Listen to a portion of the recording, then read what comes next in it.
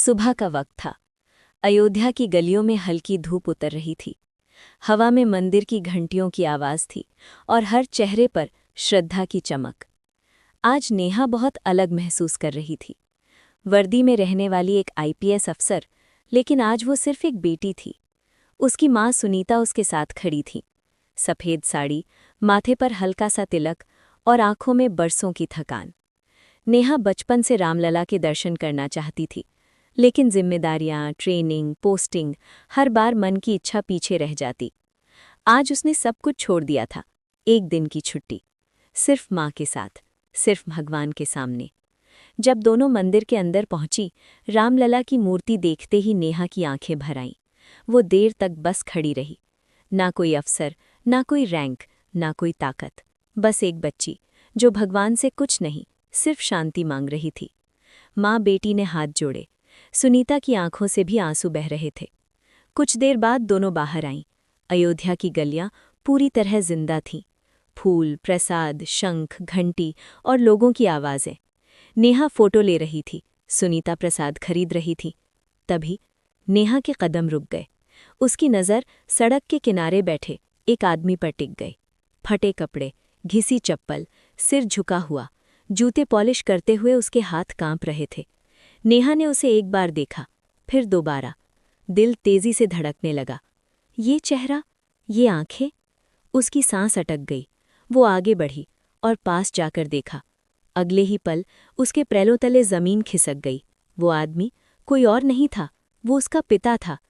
नेहा की आंखों से आंसू बह निकले। माँ, माँ इधर आइए। सुनीता आई, एक नज़र डाली और तुरंत नज़र फेर ली। चलो यहाँ से। नेहा कांपते स्वर में बोली, माँ वो पापा है। सुनीता सख्त हो गई। चुप रहो, वो तुम्हारे पापा नहीं है। लेकिन उसी पल वो आदमी सिर उठाता है। उसकी नज़र सीधे सुनीता से टकराती है और वो नज़र सब कुछ बता देती है। शर्म, दर्द और पहचान। नेहा समझ गई, अब कोई शक नहीं था। वो आदमी उसका बिछड़ा हुआ पिता था। नेहा आगे बढ़ना चाहती थी, लेकिन माँ ने उसका हाथ पकड़ लिया। एक कदम भी आगे बढ़ी तो मैं अभी यहीं से चली जाऊंगी। भीड़ बढ़ने लगी, लोग देखने लगे। नेहा की आंखों में आंसुओं के साथ गुस्सा भी था। माँ, भगवान के मंदिर से निकलकर आप इतना झूठ कैसे बोल सकती हैं? सुनीता कुछ नहीं बोली, बस उसे खींचकर वहां से ले गईं। लेकिन नेहा का दिल वहीं रह गया था, उस मोची के पास, उस टूटे हुए इंसान के पास जो उसका पिता था। रास्ते भर दोनों खामोश रहीं। घर पहुंचते ही नेहा रुक गई। माँ, आज सच बताए बिना मैं आगे नहीं बढ़ूंगी। सुनीता की आंखें डर से भर गईं। कुछ बातें ना जानना ही अच्छा होता है। लेकिन नेहा अब रुकने वाली नहीं थी। उस रात वो सो नहीं पाई और अगली सुबह अकेले अयोध्या निकल पड़ी। वही गली, वही जगह, मोची की चटाई खाली थी। नेहा का दिल बैठ गया। लेकिन थोड़ी दूर पेड़ के नीचे वो आदमी बैठा था, टूटा हुआ, थका हुआ। नेहा उसके सामने खड़ी हो गई। आप मुझे पहचानते हैं ना? वो आदमी घबरा गया। नहीं बिटिया, मैं किसी को नहीं जानता। नेहा की आवाज़ कांप गई। आप मेरे पापा हैं। वो आदमी रो पड़ा। मैं इस लायक नहीं हूँ। नेहा ने उसका हाथ पकड़ लिया। आज आप अकेले नहीं हैं। और यहीं से एक टूटी हुई कहानी सच की ओर बढ़ने लगी। नेहा अपने पिता को लेकर एक सच के दरवाजे तक पहुंच चुकी थी। माँ का डर, पिता की शर्म और बेटी की हिम्मत एक ही जगह टकलाने वाले थे। जब वो पिता को घर लेकर आई तो सालों से बंद एक दरवाज़ा खुला। आंसू गिरे, सच बाहर आया। गलतफहमी, एक तीसरा इंसान, टूटा भरोसा। पिता ने गलती की थी, माँ ने सज़ा काटी थी और बेटी ने दोनों को खोया था। लेकिन उस दिन घर के अंदर सन्नाटा था। घड़ी की टिक टिक तक सुनाई दे रही थी। सुनीता कुर्सी पर बैठी थी। उनके हाथ कांप रहे थे। आंखें सामने खड़े रामेश्वर को देखना नहीं चाहती थी। रामेश्वर सिर झुकाए खड़े थे, मानो कोई अपराधी अपनी सजा का इंतजार कर रहा हो। और नेहा, वो दोनों के बीच खड़ी थी, एक दीवार की तरह, एक पुल की तरह। माँ, नेहा ने धीरे से कहा, आज अगर हम नहीं बोले तो ये सन्नाटा हमें जिंदगी भर खा जाएगा। सुनीता की आंखों से आंसू गिर पड़े। तुम नहीं जानती नेहा, उस आदमी ने मुझे कितना तोड़ा है। रामेश्वर ने कांपती आवाज में कहा। सुनीता, मैं माफ़ी मांगने नहीं आया हूँ। मुझे पता है कुछ माफिया कभी पूरी नहीं होती। नेहा ने तुरंत कहा, पापा, आज सिर्फ सच बोला जाएगा, ना इल्जाम, ना बहाने। सुनीता ने पहली बार सीधे रामेश्वर की तरफ देखा। उनका चेहरा बदला हुआ था। वही आदमी जिससे वो कभी प्यार करती थी, आज सड़क से उठकर उनके सामने खड़ा था। तुम्हें शर्म नहीं आई? सुनीता फट पड़ी। इतने सालों बाद मेरे घर आने की?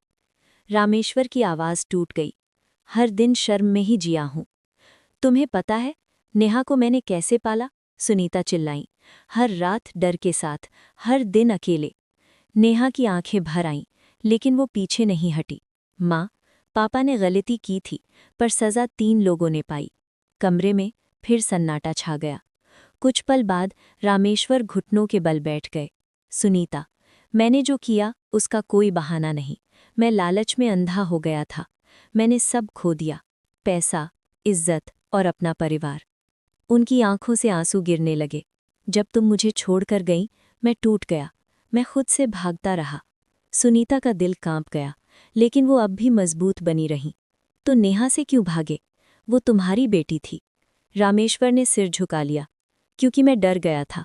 मैं उसे अपने जैसे टूटे इंसान के साथ नहीं देख सकता था। नेहा रो पड़ी। पापा, बच्चों को पिता की ज़रूरत परफेक्ट होने से नहीं, सच्चा होने से होती है। रामेश्वर फूट फूट कर रोने लगे। मैं हर रात तुम्हें याद करता था, हर त्योहार सिर्फ तुम्हारा नाम लेकर काटा। सुनीता की आंखों से बरसों का गुस्सा धीरे धीरे पिघलने लगा, लेकिन डर अभी बाकी था। अगर फिर वही हुआ तो? अगर फिर टूट गए तो?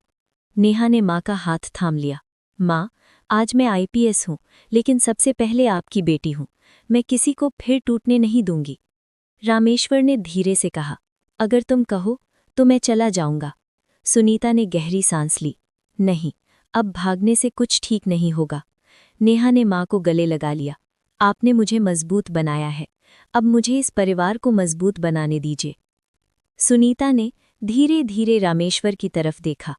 मैं आज भी तुम्हें माफ़ नहीं कर पाई हूँ, लेकिन मैं नफ़रत में भी अब नहीं जीना चाहती। रामेश्वर की आंखों में उम्मीद की चमक आ गई। मुझे समय दो सुनीता, वो बोली। सब कुछ अचानक ठीक नहीं होगा। नेहा मुस्कुराई। समय भी चलेगा माँ, बस साथ साथ। उस रात तीनों एक ही कमरे में बैठे। कोई फैसला नहीं, कोई वादा नहीं, लेकिन एक बात साफ थी, अब कोई अकेला नहीं था। रामेश्वर ने पहली बार छत के नीचे सुकून की सांस ली। सुनीता ने पहली बार डर के बिना नींद ली, और नेहा ने महसूस किया, रामलला ने उसकी प्रार्थना सुन ली थी।